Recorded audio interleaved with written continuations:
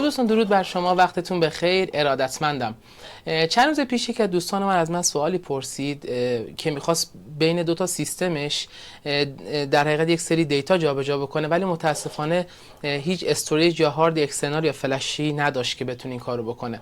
از من راهنمایی گرفت، منم گفتم یک ویدیو رو آماده بکنم که به بقیه دوستان هم بتونم انتقال بدم این رو. خیلی فرآیند پیچیده‌ای نداره، صرفا یک کابل شبکه میخواد. حالا تو هر فاصله‌ای که دو تا سیستمتون از هم قرار دارن میتونن نزدیک هم باشن، یکی لپتاپ باشه، یکی پی سی، یا هر دو تا پی سی یا هر دو تا لپتاپ، فرقی نداره. ولی حتما دقت بکنید که سیستم عامل باید ویندوزی باشه. حالا چه نسخه از ویندوز اون هم مهم نیست، ویندوز XP 7 8 ویندوز 10 یا 11 فرقی نداره. خیلی مختصر میگم، چند تا فرآیند هست که باید انجام بدیم بعد از اینکه کابل شبکه رو زدیم، که مرحله مرحله روی هر سیستم اونا رو انجام میدیم. اولین اقدام روی پی سی شماره یکمون هست که من اینجا ویندوز 7 رو دارم.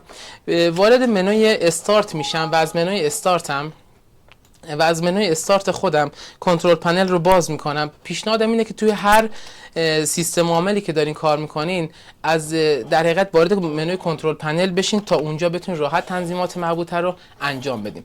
اقدام اولم اینه که بعد از اینکه وارد کنترل پنل شدم، گزینه نتورک اند شیرینگ سنتر رو باز بکنم.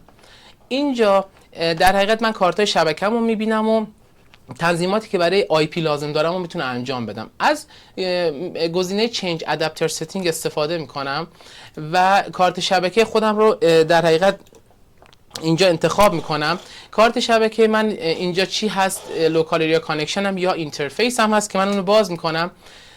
از گزینه پراپرتیز میام آی پی یا اون رنج شبکه‌ای که میخوام برای من بین دو تا سیستمم باشه رو انتخاب میکنم.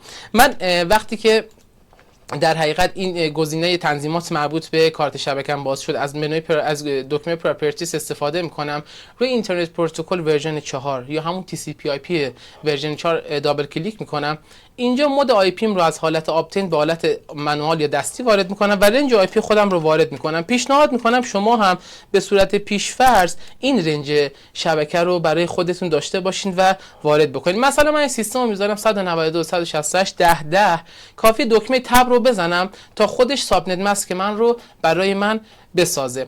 خب نیاز به گیتوی و دی ان اس ندارم، چون شبکه‌ام فقط قرار بین دو تا پی سی باشه و چون اینترنت هم فعلا ندارم، امنیتم تأمین هست و چون به خارج از شبکه هیچ دسترسی ندارم.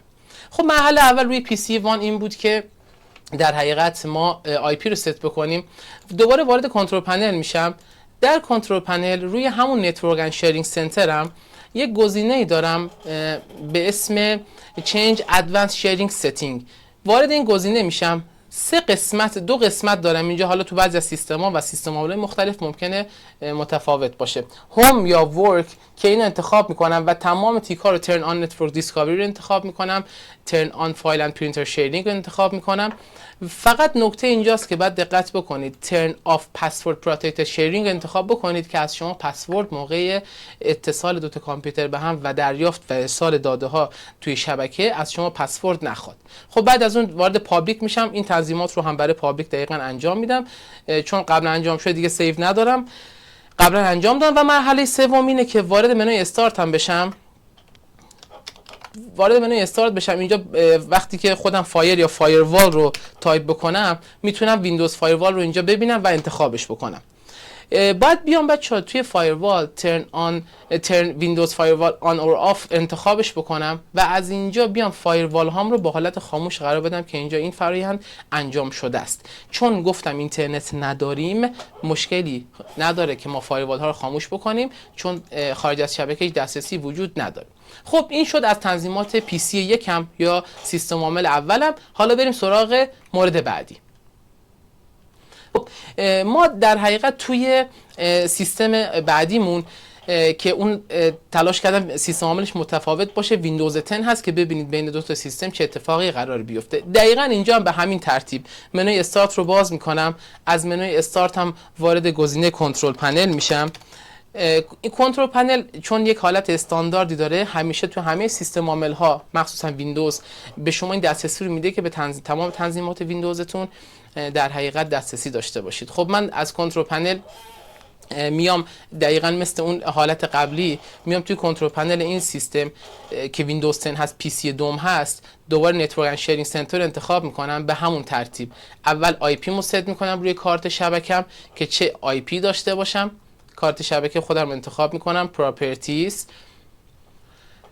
اینجا آی پی ورژن 4 یا همون تی سی پی آی پی وی 4 انتخاب میکنم. از حالت آپتین به حالت استاتیک یا منوال تغییرش میدم. 192.168.10 رنج آی پی که اونجا انتخاب کردم 192.168.10.10 بود. اینجا من مثلا میذارم 2011. هر چیزی غیر از اون اگر بذارم توی شبکه داخلی خودم کار میکنه. حالا اینکه آی پی ها چی هستن و چه جوری کار میکنن خودش یک داستان متفاوتی هست که بعداً میشه بهش پرداخت.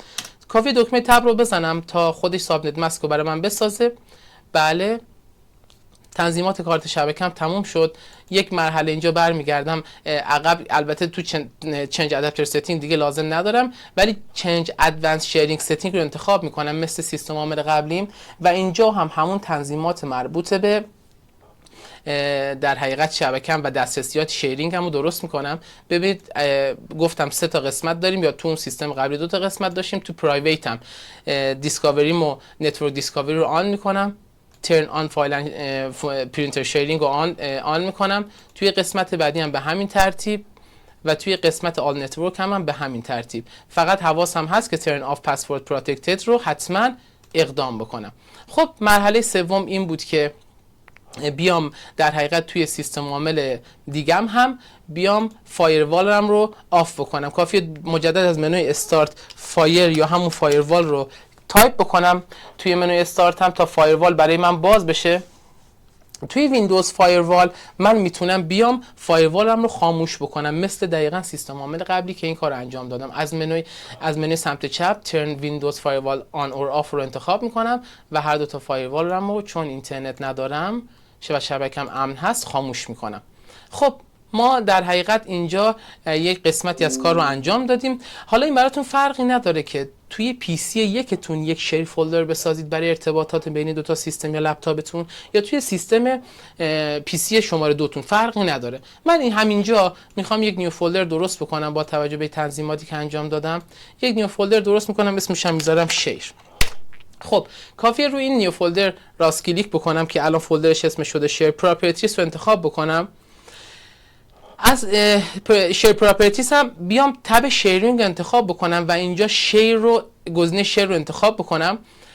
از صفحه که برای من باز میشه به عنوان فایل شیرینگ کافیه کلیک کنم اینجا و everyone رو اد بکنم. گفتم بنابراینه که شبکم امنه و فقط خودم بین 2 تا کامپیوترم یک شبکه لوکال و کاملا محلی با یک کابل شبکه برقرار کردم. everyone رو اد میکنم. میتونم بهش دسترسی رید فقط بدم یا رید و رایت تو اون فولدر شیر من، بتونه فایل فقط بخونه یا بتونه فایل بذاره و برداره. خب من رید و رایت رو بهش میدم، شیر رو انتخاب میکنم.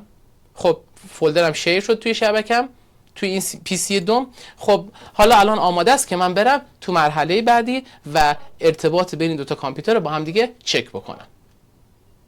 خب من اومدم وارد پی سی یکم شدم، میخوام ببینم اون فایلی که اون طرف شیر کردم توی پی سی دوم الان بهش دسترسی دارم یا نه. خب کافیه یک در حقیقت نیو فولدری یک آدرسی رو باز بکنم. البته میتونم این کار رو هم از توی منوی ران، اینجا ران رو انتخاب بکنم.